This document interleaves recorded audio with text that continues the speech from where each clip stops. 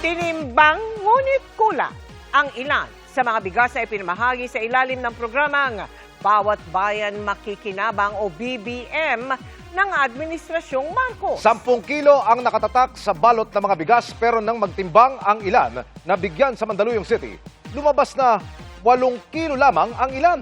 Giit ng palasyo, pina-blacklist na ng Mandaluyong City Hall ang supplier. Nakatutok si Marisol Abduraman.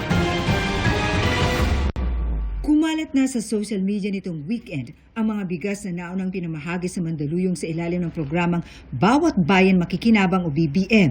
Nakalagay kasing 10 kilo dapat ang bigas, pero nang timbangin, 8 kilo lang.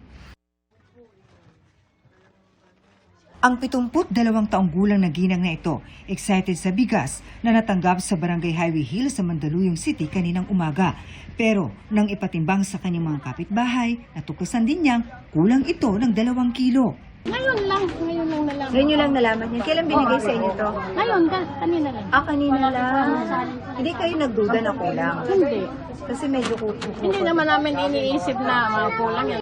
Hindi na nagustuhan ng kapwa niya senior citizen ang nangyari. Mali talaga.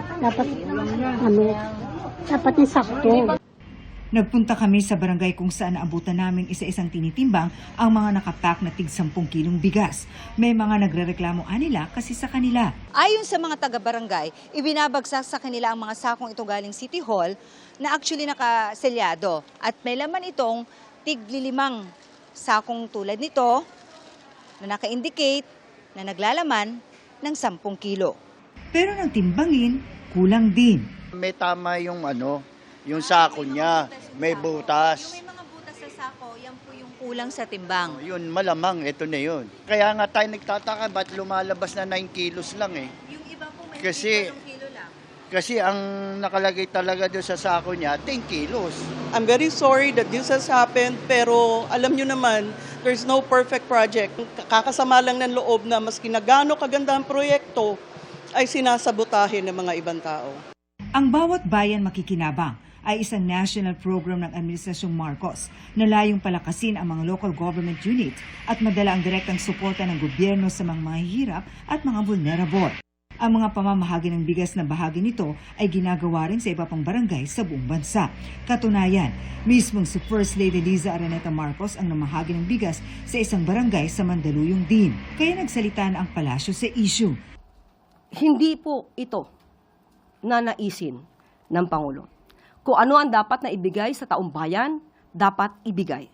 Nakipag-usap na rin umano ito sa Mandaluyong City Hall na nakakaalam-an niya sa nangyari. So ang action po ng supplier, ang sabi po, ang pangako ay papalitan ng buo na 10 kilos ang sako na nakakuha ng 8 kilos.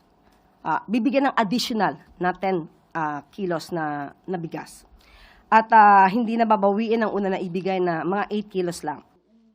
Sabi naman ng City Hall na namamahala sa pagkuha ng di pinangalan ng supplier, lumabas sa kanilang investigasyon na hindi lalampas sa 50 sa 29,500 na sako ng bigas ang nabawasan. Ang sinisisi umano ng supplier ng bigas ay ang kanilang driver at pahinante. Umamin yung isa sa driver o yung pahinante. Talagang tinanggal niya na yung driver at yung sa pahinante.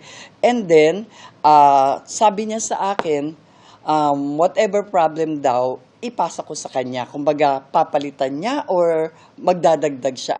Hindi ito sapat ayon sa alkalde. Hindi enough yan na basta mo lang mapapalitan, sorry na lang. Kailangan kang managot kasi hindi po pwedeng kami lang lahat ang sasagot. Blacklisted na ngayon ang nasabing supplier sa City Hall na hindi namin makuhanan pa ng panig dahil hindi pinangalanan ng City Hall. Ang LGU po ay nagdesisyon na i-blacklist ang supplier at may isinasagawa na rin po silang pag-iimbestiga patungkol po dito. Marisol Abduraman, Nakatuto, 24 Oras.